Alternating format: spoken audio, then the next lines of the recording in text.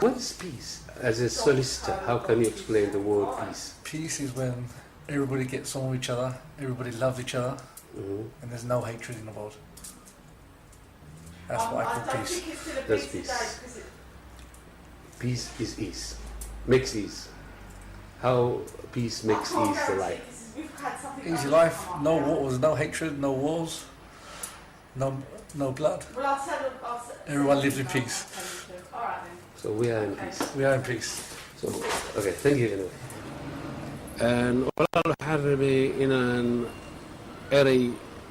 sahlan oo yar oo lagu wareeray la waayey laakiin aad u sahlan sidii lagu fasiri lahaa inaan ku wareysto oo aan ka weydiiyo maxay tahay nabadda nabad maxay tahay what's peace bal maxay kula tahay bal ra'yigaaga bal waxay kula tahay sheeg bismillaah horta magacayga waa Layla nabad la'aanteed waa nolol la'aan nabad la'aan waa nolol la'aan sorry so nabadda waa waxa u baahannahay ka bini'aadmi sida qofka inuu wax barto inuu peace ku noolaado nabadgelyo inuu ku noolaado dagaal la'aan waxyaabo badan nolosha ay ku saabsan tahay jiro oo nolosheena u baahan tahay oo annaga ka Soomaali ahaan aanan haysanin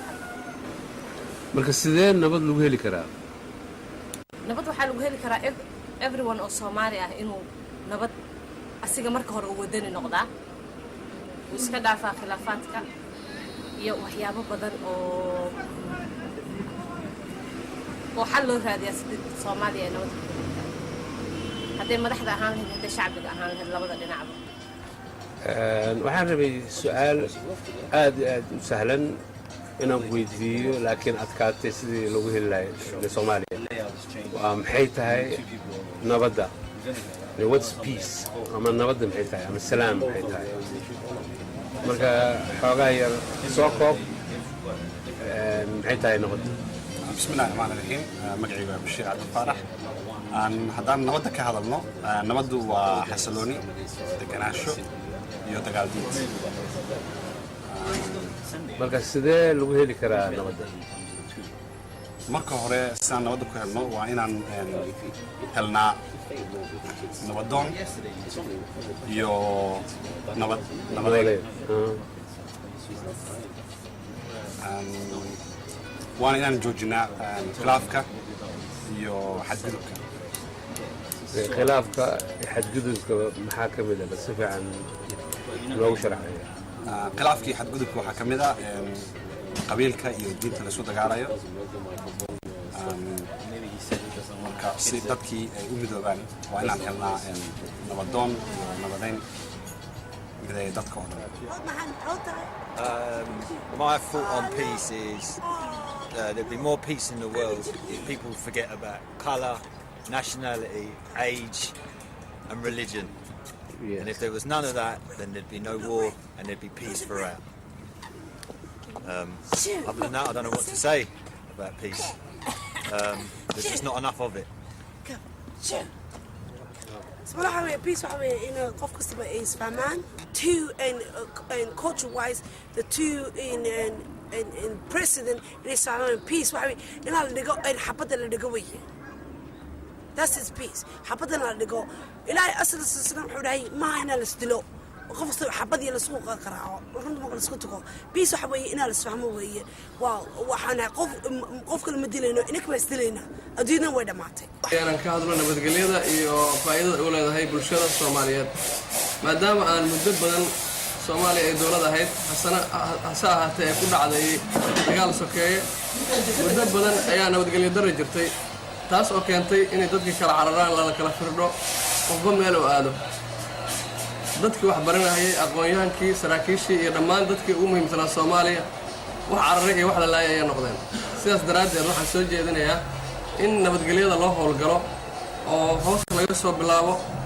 isfaham iyo tanaasul ay isku sameeyaan siyaasiyiinta Soomaaliyeed inay fiiriyaan dhibaatada ku dhacaysa haweenka iyo carruurta iyo danyarta oo aan shaqaysan karin nabad la'aan daraaddeed waxaana leeyahay nin walba waajib diineed ayaa saaran oo ah mas'uuliyadda inuu nabadgelyada ka shaqeeyo waxa dhacayana nin walbaaba mas-uul ah waxaa laga rabaa inuu ka waantoobo inuu lug ku yeesho nabadgelyo darrada waxaan u soo jeedinayaa ummadda Soomaaliyeed ilaahay inuu dhibkan ka saaro ay u gudbaan xaaladooda caadiga ahayd oo ay noloshooda caadiga u shaqaysan jireen nin walbaaba oo noloshiisa uu si caadiga u gudan jiray nabadna haddii la helana nin walbaaba waa hagaagaya qoys walbaana waa hagaagaya waa mahadsantiin bismillaahi raxmaani raxiim marka waxaan rabaa inaan weydiiyo erey aad u sahlan si loo fasiro laakiin Soomaalida ku adkaatay si u fasiri lahaayeen ama u heli lahaayeen xataa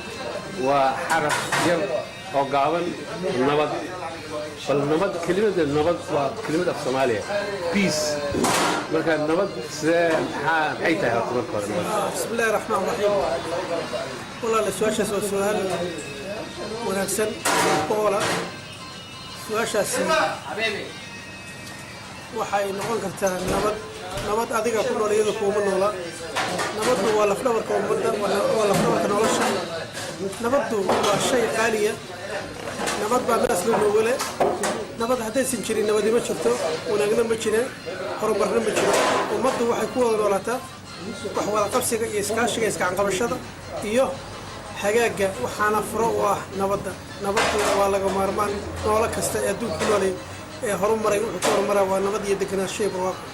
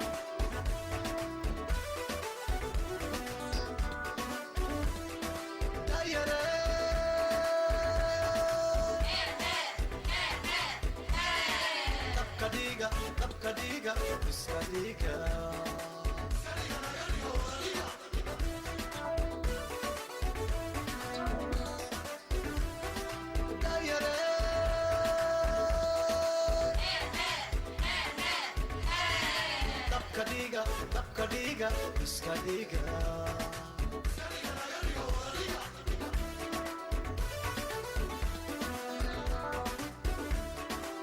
wadanteene dugsi taga ayaa hadaneeyo dugsi taga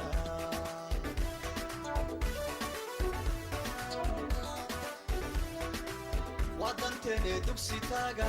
ayaa hadaneeyo dugsi taga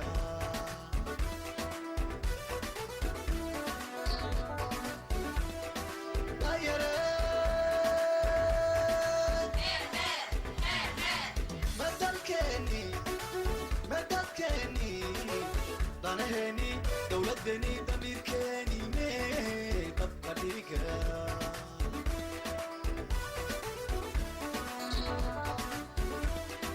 dayare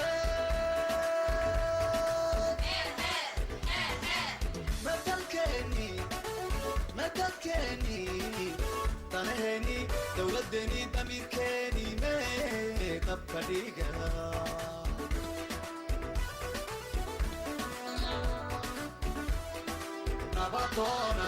doona dabka dhiga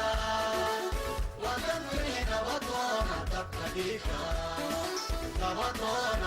doona dabka dhiga wadankeena wadoona dabka dhiga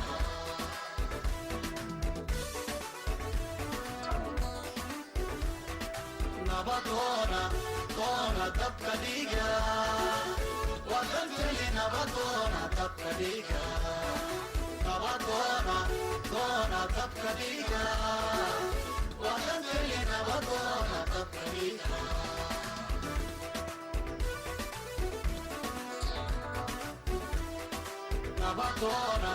doona dabka dhiga